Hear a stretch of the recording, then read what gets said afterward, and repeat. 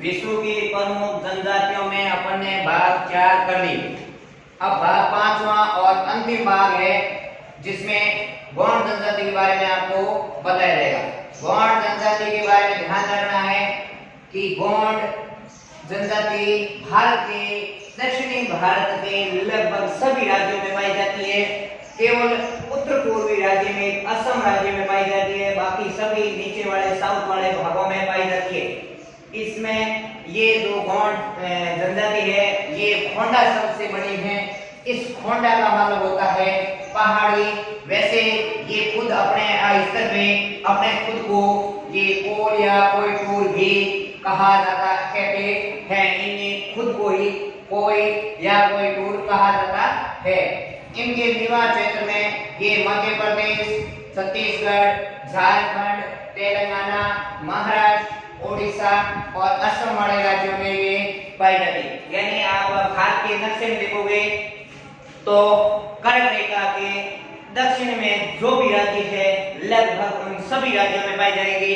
जैसे मध्य प्रदेश से कर्क रेखा होकर गुजरती है, छत्तीसगढ़ मध्य प्रदेश से ही अलग हुआ राज्य है, उसके पास में ही झारखंड राज्य है और तेलंगाना जो अभी आंध्र प्रदेश से अलग राज्य हुआ है वहां पे भी ये जनजाति पाई जाती है। ध्यान रखना तेलंगाना के साथ साथ आंध्र प्रदेश में भी कुछ क्षेत्रों में ये जनजाति पाई जाती है। इसके अलावा महाराष्ट्र में भी ये जनजाति पाई जाती है। इसी के पास में ओडिशा राज्य है। ध्यान रखना पहले इसी राज्य का नाम उड़ीसा था, अब इस राज्य का नाम है ओडिशा।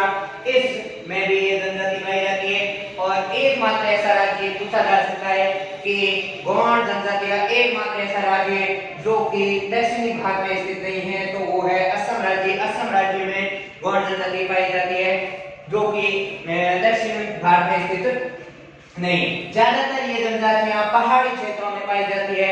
जैसे आप देखोगे सतपुड़ा है, मेघाल है, बस्तर का पठार है, गढ़चाट की पहाड़ी, ये ध्यान उड़ीसा में है। ये बस्तर का जो पठार है वो छत्तीसगढ़ और आपके मध्य प्रदेश के मध्य में स्थित है। और मेघाल और सतपुड़ा ये पहाड़ियां भी स्थित है। इसके साथ साथ ये सोनदेवगढ़ की उच्च भूमि भी यहाँ पे भी ये जनसंख्या गौड़ जनजाति पाई जाती है। इनके आर्थिक क्रियाकलाप देखोगे तो ये अपने खुद के धंधों से और खुद के उत्पादन से आत्मनिर्भर होते हैं। ये ना तो किसी दूसरे राज्यों से या दूसरी जनजाति से ना तो मांग करते हैं और ना ही पूर्ति रखवाते हैं, कोई उनको दिक्कत नहीं होती। ये अपना जीवन यापन खुद करते हैं आत्मनिर्भर। जैसे नरेंद्र मोदी जी ने अभी कोविड-19 के रूप में आत्मनिर्भर भारत होने के लिए कहा था, तो ये जनजाति वैसे ही आत्मनिर्भर है, अपनी खुद की आवश्यकताएं खुद पूरी करती है। और इनकी आवश्यकताएं साधारण होती है, इनकी आवश्यकताएं ज्यादा इतनी हार्ड नहीं होती, इनकी साधारण आवश्यकता होती है। ये आर्केड भी करती।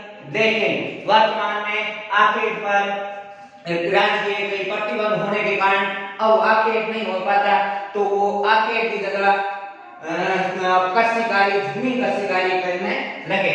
झूमी कष्ट वाले क्षेत्रों में जैसे आपके आंध्र प्रदेश और तेलंगाना वाले भाग में इसको दीपा कहा जाता है। जो यहाँ नहीं लिखा है मैं बता देता हूँ, दीपा ये सब दीपा आंध्र प्रदेश और तेलंगाना वाले भाग में पाया जाता है। इसी जो गौड़ जनजाति करती है वो। और पेंडा जो बस्तर के पठार, बस्तर का पठार मध्य प्रदेश और छत्तीसगढ़ के मध्य में वहां पर भी ये जो कृषि की जाती है वो पेंडा कृषि कहा जाता है जो गौड़ जनजाति द्वारा की जाती है। ये पशुपालन भी करते हैं, पशुपालन के साथ साथ ये दूध उत्पादन भी करते हैं और दूध बेचते भी।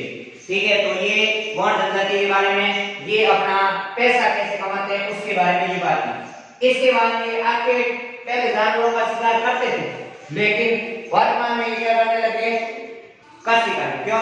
क्योंकि राज्य के प्रतिबंध लग गए हैं, कई कानून बना दिए गए हैं जिसके तहत ये नहीं कर पाते शिकार। इस कारण इनका एक भोजन होता है कोटू की, ये इसको मिक्स करके जैसे अपने दक्षिणी राजस्थान में जैसे रावड़ी बनाया जाता है, तो ये भी एक स्थानीय का भोजन होता है कोटू की। ये धूम्रपान भी करते हैं ये जनजाति। और इसके साथ साथ ये जैसे भील महुआ का शराब पीते थे वैसे के वैसे ये भी महुआ का शराब पीते हैं। और उत्सव या त्योहारों में जब इनके कोई फंक्शन होता है उस समय ये चावल का घोल बनाते हैं। ध्यान रखना भील लाभ से भी बनाते थे, लेकिन ये चावल का ही घोल बनाते हैं। इनके वस्त्र देखोगे तो ये सूती वस्त्र पहनते हैं अधिकतर, और पुरुष जो है वो धोती पहनते हैं, और जो महिला है वो साड़ी या चोली पहनती है। और ध्यान रखना ये बात वेरी वेरी इंपॉर्टेंट है, आगे पूछी जाती है कि गौड़ जनजाति कौन से आभूषण पहनती है, तो वो सोने या चांदी सोने के नहीं पहनती, चांदी और एल्यूमिनियम के पहनती। ध्यान रखना चांदी और एल्यूमिनियम के गौड़ जनजाति आभूषण पहनती।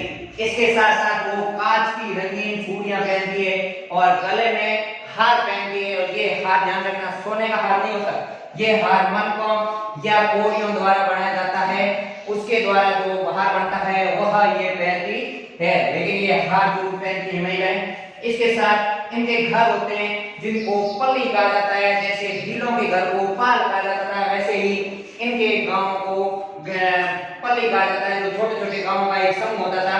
और इनके जो घर है स्थानीय घास फूस के द्वारा कच्चे ही बनाए जाते हैं। इनके औजारों में देखोगे तो बहुत सारे औजार है जो अपने यहाँ पश्चिमी राजस्थान में भी इन्हीं औजारों का प्रयोग किया जाता है, जैसे फालिया है, खुरपी है, फावड़ा है, दराती है, कुल्हाड़ी है, तीर, ये सभी आपने नाम सुने हैं और आपने देखे भी है कि खुरपी क्या होता है, फावड़ा क्या होता है, दराती क्या होती है, कुल्हाड़ी क्या होती है, ये आपको बताने की ज्यादा जरूरत नहीं है। इन सभी औजारों का प्रयोग ये करते हैं।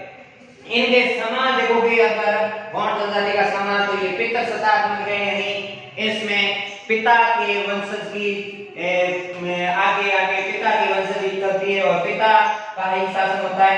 ये ज्यादातर गाय है, ये ध्यान रखना गौड़ जनजाति गाय में बहुत शौक है और गाय में ज्यादा करती है।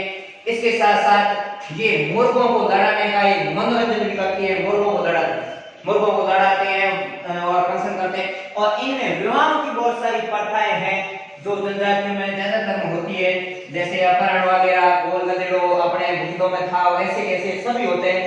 तो लड़ाना मनोरंजन का इनका एक कार्य है और ये बहुत सारे देवी देवताओं को मानते हैं। अपने अपने स्थानीय स्तर पे ये बहुत सारे अपने देवता मानते हैं, तो स्थानीय स्तर के बहुत सारे इनके देवता मानते हैं।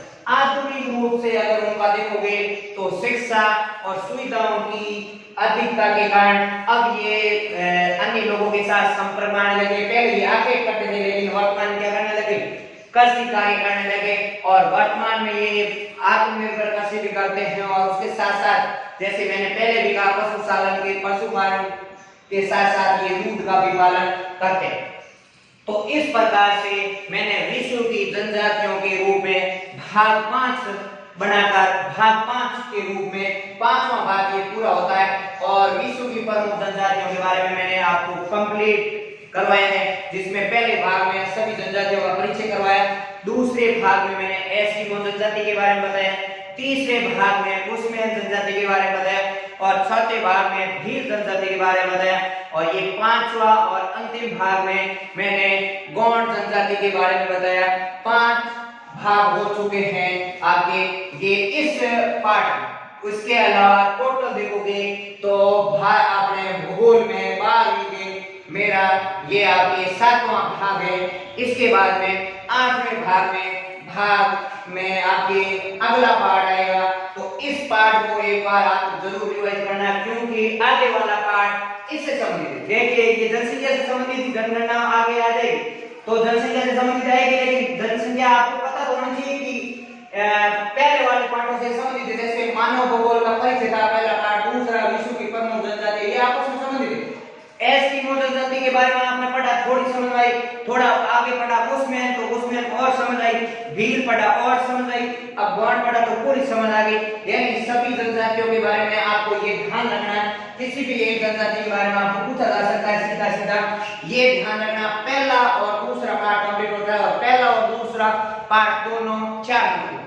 अब कई बार क्या होता है, बड़ा क्वेश्चन बना दिया जाता है एक जनजाति के बारे में, ज्यादातर इसमें बड़ा क्वेश्चन बनता है कि एस्किमो के बारे में वर्णन करो, एस्किमो जनजाति कहाँ है, बुशमैन के बारे में वर्णन करो। तो इसमें पूरा ये बताना पड़ेगा निवास कहाँ है, आपके क्या लाभ का है, आपके भोजन वस्त्र, ये सब मैंने जो पॉइंट बनाए ये पॉइंट आप ऐसे कैसे एग्जाम में लिख के आओगे तो आपके संपूर्ण नंबर मिलेंगे।